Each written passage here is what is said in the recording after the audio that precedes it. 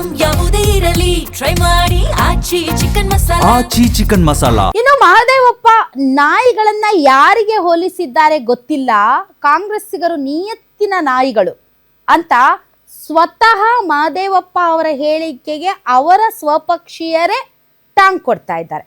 ಹಾಗಾದ್ರೆ ಯಾರು ಟಾಂಗ್ ಕೊಟ್ಟಿರೋದು ಬನ್ನಿ ನೋಡೋಣ.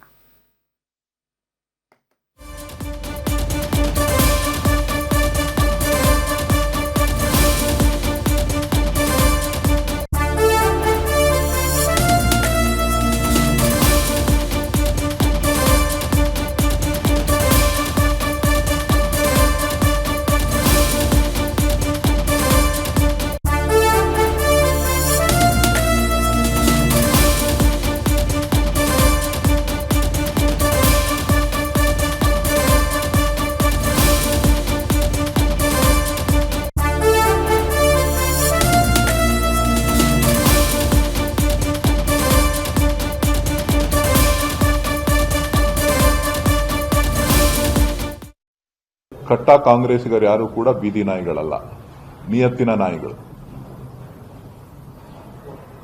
ಕಟ್ಟ ಕಾಂಗ್ರೆಸ್ಸಿಗರೆಲ್ಲರೂ ಕೂಡ ನಿಯತ್ತಿನ ನಾಯಿಗಳೇ ಹೊರತು ಬೀದಿ ನಾಯಿಗಳಲ್ಲ.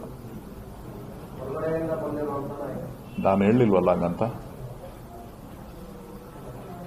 ಕಟ್ಟ ಕಾಂಗ್ರೆಸ್ಸಿಗರು ನಾಯಿಗಳಲ್ಲ.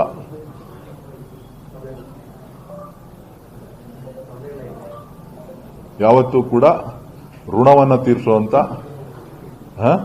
ಋಣನ ಇಟ್ಕೊಂಡು ತೀರಿಸುವಂತ ವ್ಯಕ್ತಿತ್ವವನ್ನ ಇಟ್ಟುಕೊಂಡಿರ್ತಕ್ಕಂಥ ನಾಯಿಗಳು. ಅದು ಬೀದಿ ಇರ್ಬೋದು, ಸಾಕಿರೋದಿರ್ಬೋದು.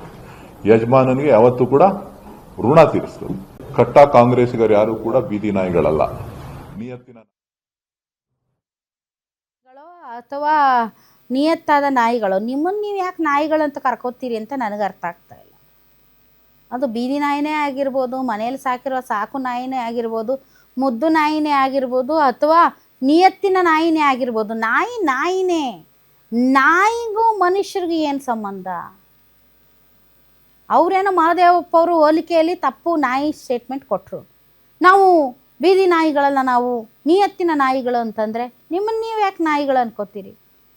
ಕಾಂಗ್ರೆಸ್ನವ್ರನ್ನ ನಾಯಿಗಳಿಗೆ ಯಾಕೆ ಹೋಲಿಸ್ತೀರಿ? ನಿಮ್ಮನ್ನು ನೀವು ಯಾಕೆ ಹಂಗೆ ಕರ್ಕೊಳ್ತೀರಿ? ನನಗೆ ಅರ್ಥ ಆಗ್ತಾ ಇಲ್ಲ.